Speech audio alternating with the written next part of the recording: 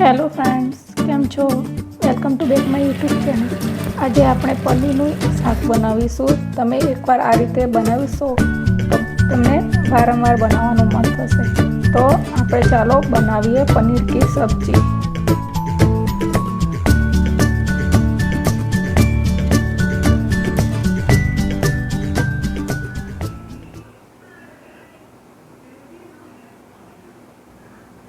તો અહીંયા આપણે પનીરનું શાક બનાવવા માટે મેં 2 નંગ ટામેટાં, 2 નંગ ડુંગળી, આદું, મરચાં, લસણ એ બધું લીધું છે. તો એને આપણે રફલી ચોપ કરી લઈશું.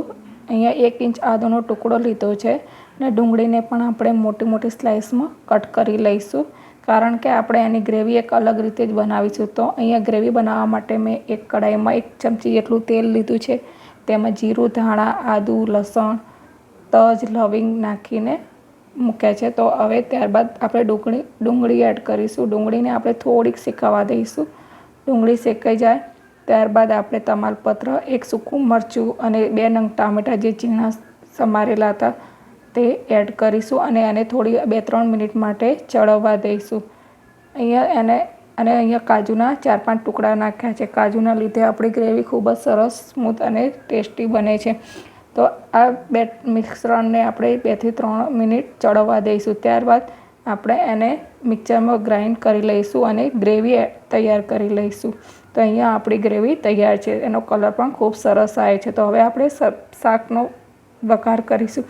તો અહીંયા 3 ચમચી તેલ લીધું છે અને 1 ચમચી બટર નાખ્યું છે. ત્યારબાદ જીરું, ડુંગળીના પીસીસ કર્યા છે અને કેપ્સિકમના પણ પીસીસ કરીને 2 મિનિટ માટે આપણે શેકીશું અને ત્યારબાદ ડુંગળી સહેજ બ્રાઉન કલરની થાય ત્યારબાદ આપણે એમાં ગ્રેવી એડ કરીશું.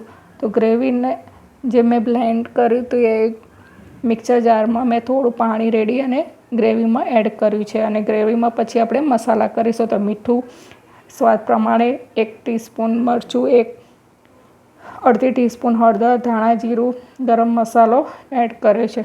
હવે અહીંયા આપણે પનીર લઈશું.